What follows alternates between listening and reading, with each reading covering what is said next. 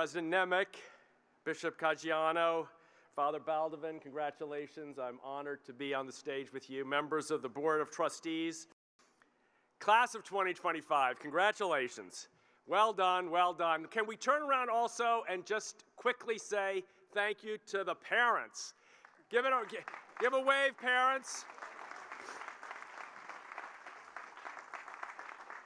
I know, Zachary, your beautiful remarks mentioned the Jesuit ideal. I love that prayer that starts with, "Take, Lord, all I have." Did you learn that, Grad? Did you learn that here? That Suspice prayer? I think that's what they call it. But Fairfield changed it for the parents' prayer. "Take, Fairfield, all I have, every last penny." You're done now, parents. It's over. Congratulations. No more invoices. At least the parents, at least you had high expectations for what Fairfield would deliver, and those expectations were met. Of course, it was also nice for the citation not to include my first visit to the Fairfield University campus. I came here as a freshman rugby player from a school just up 95. I left with 3 broken ribs and a loss. Are there any rugby? Yeah. Are there any rugby players here? Any rugby? Okay. Yeah, I know you're here somewhere. You just don't want to admit it. I don't blame you. The expectations for me are obviously quite low. It reminds me of the Irish friend of mine when I was saying how nervous I was about coming. He says, "Don't worry, Tim." He says, "The graduation speaker's a bit like the deceased at an Irish wake. You need him to have a party, but you don't expect much out of him." So here I am. I know what you really expect, and that is that I'll be brief, and I'll try. A few months ago, graduates, I was at the Special Olympics World Winter Games in Torino, Italy. And there were about 1,000 athletes from 150 countries. They came in from Oceania and Europe and the Middle East. They came in from Africa and all the Americas, Europe. And they marched in, the most humble people in the world, I dare say. They carried labels with them like Down syndrome or autism or Fragile X, intellectual disability, developmental disability, and more. At the opening ceremonies, all the athletes, just like you guys did today, they staged in a tent across the street, and then they marched into the arena. About 5,000 people were cheering, and it was incredible celebration. And when the event was over, a production assistant saw one of the police officers there, and he was standing there on the road where they'd crossed and said, "How did it go?" And the officer, Italian police officer, said, "I just saw the whole world pass before my eyes, and it was beautiful." Beautiful. What a rare and important label to describe humanity. When I heard this story, I wondered, how did that officer see beautiful people? He didn't say he saw disabled people. He didn't say he saw vulnerable, poor people. He said he saw beautiful people. I think the answer is that the athletes themselves taught him how. They marched in, smiles, pride, cheers, exuberance. Did he see athletes trying to elbow each other out to get more attention? Nope. Did he see athletes with despair over the state of the world? Not a chance. Here's what I think he saw. Despite all the fear and anger and contempt they themselves had experienced and continued to experience, despite all of it, he saw people marching in an arena beaming with pride from the inside out. That's the lesson I've learned from spending decades with Special Olympics athletes. If you can only see from the inside out, if you give your heart a chance to see, as Zachary said earlier, if you only give it a chance, you can meet people without an agenda, without a goal of destroying them, without trying to dominate other people. We can meet just as we are, just beautiful. All of us, no exceptions. That's my hope for all of you. I hope you'll take all the knowledge and the pride and the potential you've developed here and use it to see the beauty in everyone.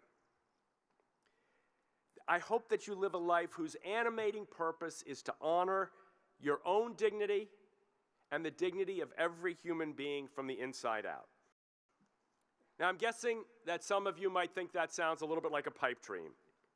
You're here in an age that glorifies the exact opposite. I call it the contempt industrial complex. Cruelty, dehumanizing language. We mock others, we call them out. The algorithm reminds us that contempt is great and rewards you for using it. And partisan media does it, even politicians do it. It's like our whole culture has become what I'd call almost a narcissist system. Selfishness is survival. Contempt wins.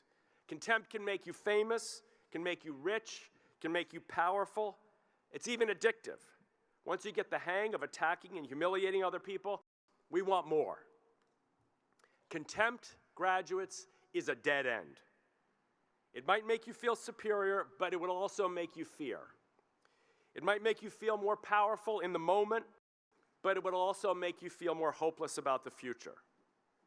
Contempt might make you think you're safe in your own world, but it increases the violence in the world all around you.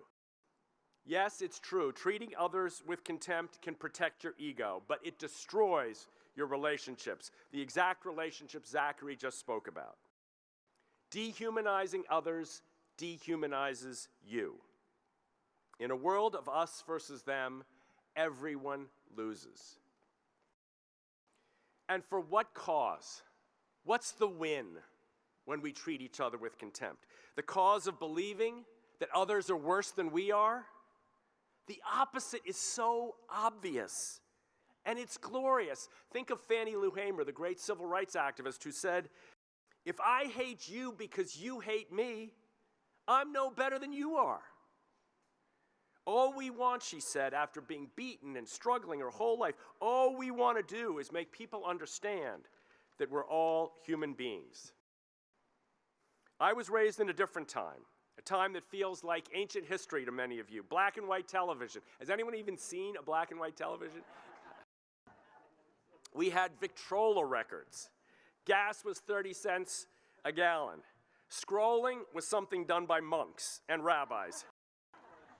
Hooking up was putting a trailer on the back of your car. But as long ago as that was, those days, I think, have something to teach us today. In those days, Americans by the thousands volunteered to serve their country. In those days, millions of Americans believed that we could finally fulfill our promise of equality and dignity for all. In those days, leaders drew on their ancient faith to meet the challenges of the moment. And they made a difference. In the face of horrible discrimination against people with intellectual disability, my mom said no more. And she started a revolution of dignity and inclusion, the Special Olympics movement. In the face of a Cold War that was telling us that it was all us against them, my dad launched the Peace Corps to bring us face to face with our fellow human beings from different cultures and histories.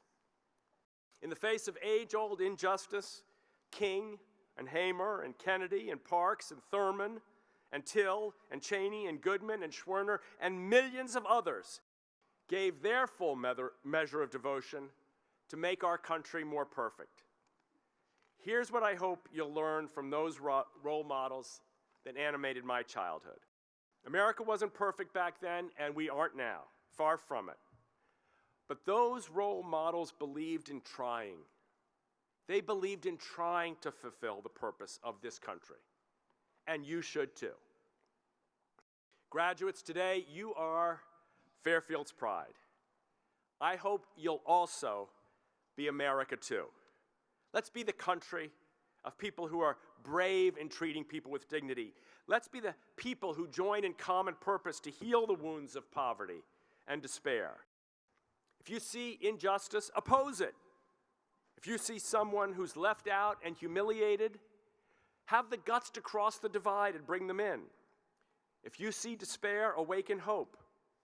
Let's remember that whatever pain we have, whatever pain we experience, we also have an even greater faith within us, just like those Special Olympics athletes who marched into that arena. Now, before you object and say about believing, look, don't ask me to go to church. I'm not asking you to believe in anything mean or magical or moralizing, some magical wizard in the sky or some violent judge keeping score. Yeah, I know religion has disappointed a lot of you. I know that's true. But don't give up. Don't stop believing what you already know deep down, that your deepest hunger is for beauty, and it's for goodness, and it's for a love that lasts. Even in the darkest moments, you are never alone. Right now, you're being held by a force greater than you that we can scarcely imagine, always and forever. Take a breath. Look around you. I'm just asking you to believe that we're all in this together. You don't have to be a mystic or a saint. You've studied it here. Environmental science is telling us the same thing. So is quantum physics. That's what evolution suggests, and the great religions too. We're all connected. From quarks to oak trees to the divine spark within each of us. We're all part of one big reality that we join not by escaping from each other, but by serving each other. The way you make a difference determines the difference you make. Make your way the way of dignity. Just a few weeks ago, I was at Highland High School because the students there want to learn about and become a model of dignity. 500 students in the theater, and I showed them an image of clips from social media. And the clip said, "You're disgusting, you're horrible, you're terrible, you're gross, you're pathetic, you're a jerk." And the kids, all 500 of them, they started laughing. There was kind of a giggle in the room, and I said to the whole group, "Why are you laughing?" One student raised his hand and said, "Because it's funny." And then another student, a Special Olympics athlete, stood up and asked for the microphone, and one of the teachers brought it over. And she said, "I don't think that's funny. I've been called all those names all throughout my school. I've been bullied, I've been left out, and it's not funny, and it breaks my heart." And then Ellie began to cry, right in front of the whole school. And the theater became silent. One other student got up and came over and said, "Can I give you a hug?" Ellie told the truth, and the truth changed everyone in that auditorium that day. Contempt is not funny. It's breaking our hearts. Not here. Not now. We're about to see the graduating class parade onto the stage just like all those Special Olympics athletes paraded in Italy just a few months ago. You are people of great achievement. You are people of great promise, and I hope and pray you are also great believers in the promise of our country, in the promise of our shared faith, and in the promise of your own hearts. Graduates, this is a room full of sky is the limit people who love you. We're grateful for you. People believe in you. And when you walk by up here, I hope your parents and your friends and your teachers and your fans, I hope they'll join me in saying, in the class of 2025, we see the whole world passing before our eyes. And it is beautiful. Congratulations, class of 2025.